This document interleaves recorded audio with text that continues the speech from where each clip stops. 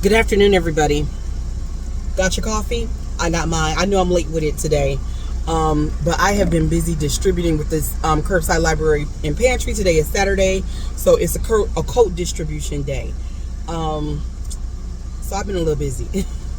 But listen, before we get started, I want to say first and foremost, Gilda, thank you so much, baby. I appreciate you. I appreciate you. I do. I do.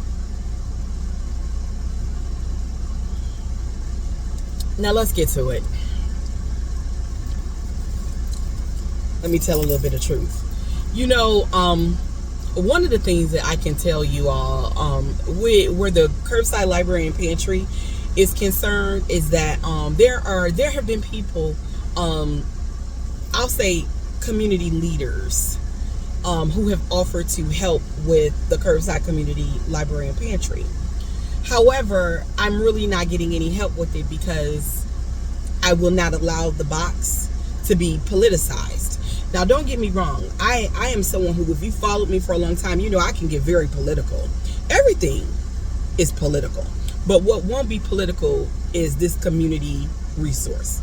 That won't be political. This community resource is about this community. It is about helping people in my community learn and grow through education, and it is to help them to make ends meet in a very expensive America. That's what it's about. It's not political. And because I will not allow people who are political and in politics politicize the box, I am not getting any help with it. And I was hoping to get some help with it because I was hoping that they just cared about black people, about our community. One of the things that I have always said about black people in the black community, that is, until we start giving more than we take, our communities will stay what they are right now. And for you elitist black people who are tempted to comment, I'm not talking about those of you all who haven't been a part of communities like my own for a long time, because your money and your resources have allowed you all to ignore the problems within the entirety, the collective of black people. I'm not talking to you all. I'm talking about black people who have had to, who are still trying to navigate what this America, what this world does to us as a people. We're still trying to navigate all of the roadblocks that have been put in our path to keep us from overcoming, and are struggling with a lot of that. These are the people that I am trying to reach, and I am trying to be a part of the solution. With that said, black people, whether we understand it or not, we are conditioned to not care about each other. We are. And that is the way. There are people, black people, because all of these people who are involved in local politics are black.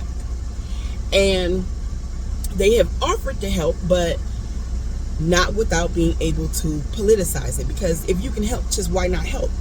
I called one of those people this morning. We exchanged numbers at a community meeting. And I told her, I said, well, today we're going to be distributing coats for the community, for the Greenview community. And I would very much appreciate it if you could reach out to one of the leaders of the Greenview community and let them know that we have these coats for these kids. I sent the text because I don't like to talk. I'm an introvert. Y'all know that. She called me back, maybe an hour and 20 minutes later. I didn't answer the call because I don't want to talk. I don't like to talk. That's not how I reached out to her. That wasn't, my preferred method of communication. I prefer to text. I don't want to talk to people. And she didn't call back again. And even though she heard the message, and that's fine. I'll keep going the way. I was hoping to get local membership involved and leadership involved, because I keep saying membership because I used to be leadership at the UAW. And so I always say member instead of saying community. Sometimes I'm older.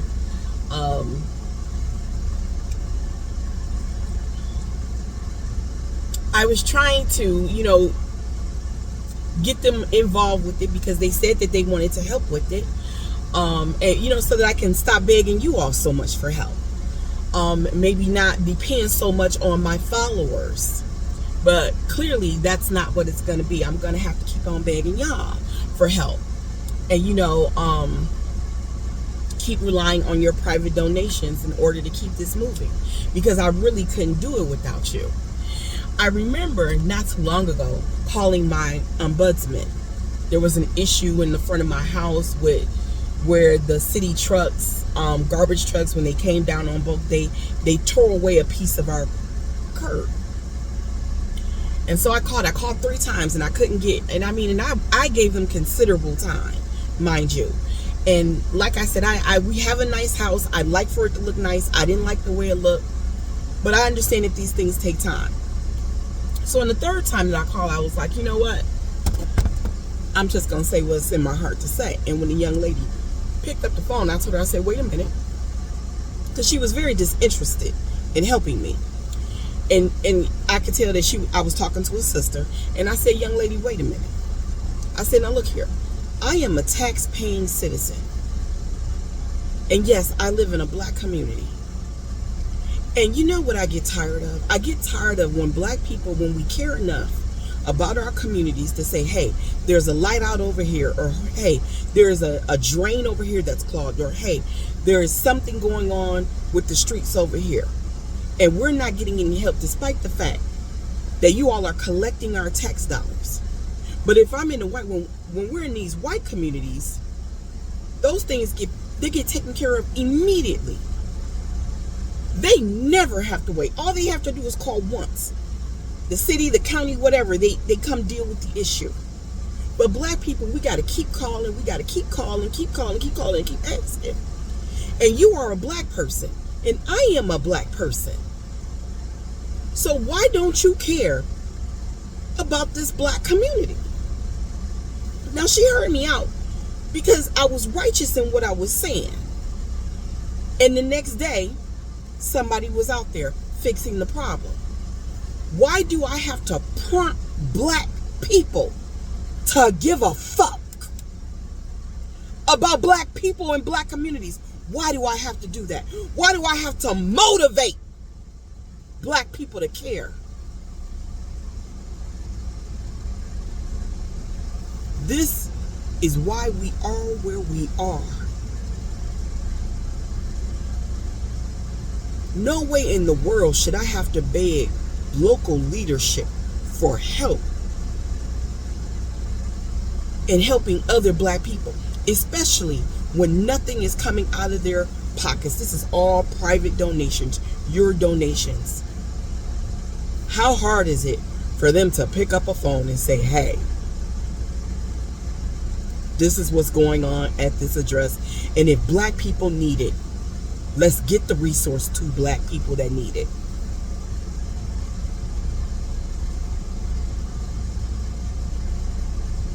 I hate having these conversations. They truly break my heart, they do. Not my spirit, mind you, but my heart.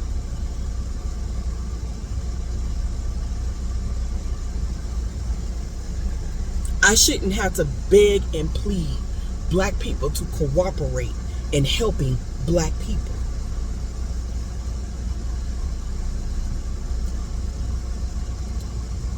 Everyone, every other community, as a collective, white people, Latinos, Asians, natives, punch down on black people. We got enough people punching down on us and want to see us stay down. So when a black person says, help me, black people need to be responding like they did that man on that riverboat that threw that cap up in the air. We need to be coming and running, especially if it don't cost us nothing.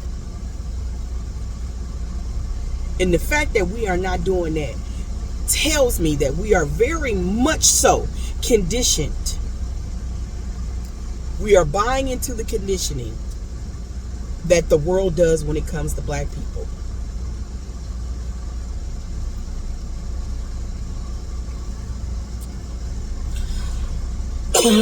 Excuse me. We are not holding each other in high regard.